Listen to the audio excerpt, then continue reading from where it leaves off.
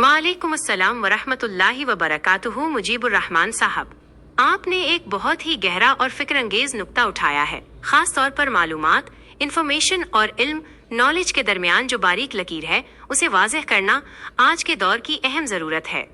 आपके बयान करदा नुकात की रोशनी में इस मौजू की तफसील कुछ यूं हो सकती है। 1. मालूमात बमुकाबला इल्म, एक फिक्री फ़र्क। जैसा कि आपने दुरुस्त फरमाया, हर सुनी सुनाई बात या डेटा इल्म नहीं होता। मालूमात, इंफॉर्मेशन, ये खाम माल रॉ डेटा की तरह है जो हमारे दिमाग में जमा होता रहता है। आज इंटरनेट के दौर में मालूमात का सैलाब है, लेकिन उसका फ़ायदा तब तक नहीं जब तक वो अमल में ना ढले। इल्म, नॉलेज, इल्म वो है जो इंसान की शख्सियत में तब्दीली लाए और उसे नफ़ा बख्श बनाए। रसूलुल्लाह सल्लल्लाहु अलैहि वसल्लम की दुआ थी, सितारा, ए अल्लाह, मैं तुझसे नफ़ा देने वाले इल्म का सवाल करता हूँ। सितारा, अगर इल्म दुनिया संवारने या आखिरत बचाने के काम ना आए तो वो महज एक बोझ है। 2. इल्म दीन और कुरान की मरकजियत। आपकी ये बात वजन रखती है कि असल इल्म कुरान है, क्योंकि ये अल बयान और अल हदीस है। कुरान का मकाम, कुरान वो मीज़ान है जिस पर हर बात को परखा जाना चाहिए। जब हम उलमाए किराम कहते हैं तो इकराम, इज्जत की बुनियाद वो इल्म होना चाहिए जो अल्लाह की किताब से जुड़ा हो। अगर कोई शख्स कुरान के बुनियादी पैगाम, तौहीद और हिदायत को पसे पुश्त डालकर गिरोहबंदी या फिरका वारियत को फरोग दे तो वो इल्म की असल रूह से दूर हो जाता है। शिरकुन फिल इल्म, अल्लाह की किताब के साथ किसी भी ऐसी चीज को जोड़ना जो इसके मकाम को कम करे या उसे मशकूक बनाए, वाकई एक बड़ा फिक्री जुर्म है। कुरान खुद अपनी हिफाजत और कामिलियत का ऐलान करता है। 3.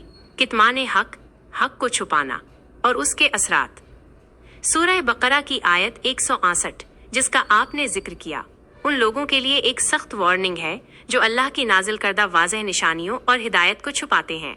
उलमा का जुर्म, अगर कोई आलमे दीन कहलाकर हक बात सिर्फ इसलिए नहीं करता कि उससे उसकी साख, चंदा या मुरीदी मुतासिर होगी, तो ये कितमान हक है। मुआशरती असर, जब कुरान को मुआशरे से दूर करके सिर्फ तबर्रुक की किताब बना दिया जाए तो लोग हिदायत के लिए इंसानों के मोहताज हो जाते हैं, और यहीं से वो क्राइम शुरू होता है जिसका आपने तज़किरा किया, यानी लोगों को अल्लाह की बंदगी के बजाय अपनी सोच या मसलक का पाबंद बनाना। 4. दावत कुरान, खुद एहतसाबी का अमल। आपने बहुत खूबसूरत बात कही कि जब हम अल्लाह की किताब की दावत देते हैं तो वो नसीहत सबसे पहले हमारे अपने कानों तक पहुंचती है। ये अमल एक ऑटोमेटिक फिल्टर का काम करता है। जब इंसान कुरान पढ़ता और पढ़ाता है तो उसकी अपनी इस्लाह का अमल भी साथ साथ चलता रहता है।